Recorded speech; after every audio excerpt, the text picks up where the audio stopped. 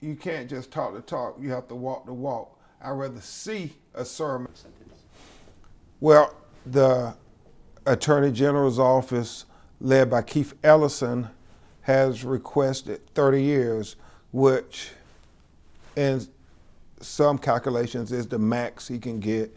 The judge can do an upward departure to as many as 40 years, even though we understand that the typical sentence for a second-degree murder conviction is 15 years in the state of Minnesota. However, there was nothing typical about what Derek Chauvin did in torturing George Floyd to death.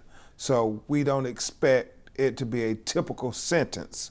It needs to be a sentence that sets a new precedent for holding police officers accountable for the unjustifiable killings of black people in America. Then hear a sermon any day of the week. And so, America, this is the opportunity.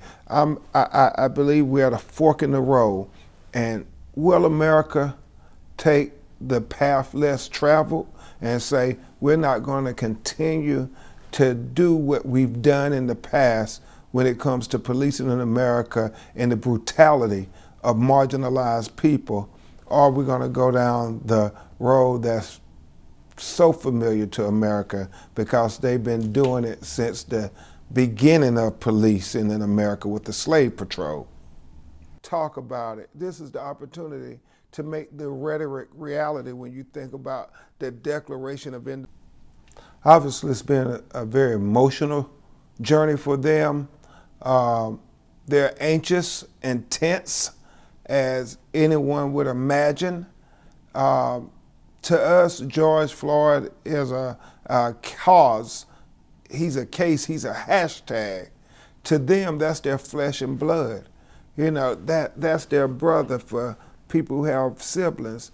I mean, he slept in the bed with them. They grew up together. They struggled together. And so it means far more to family than it could mean to anybody, because they know George Floyd in a way that we would never know him. And so I think what you're going to hear them talk about is what George Floyd meant to them, the human being, not the hashtag.